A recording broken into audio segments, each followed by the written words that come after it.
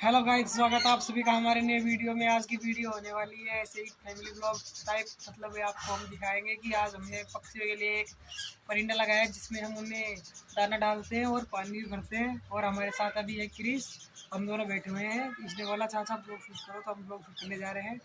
चलिए मैं आपको दिखाता हूँ जहाँ पे हमने वो पक्षियों के लिए परिंदा लगाया। तो गाइस ये है जिसके अंदर हम उसके अंदर दाना डालते हैं, और जो पीछे दिख रहा है वो वाला वो है पानी का। तो इस वाले के अंदर अनाज है, और जो पीछे की साइड है उसके अंदर थोड़ा सा पानी भर रखा है ताकि पक्षी पी सके।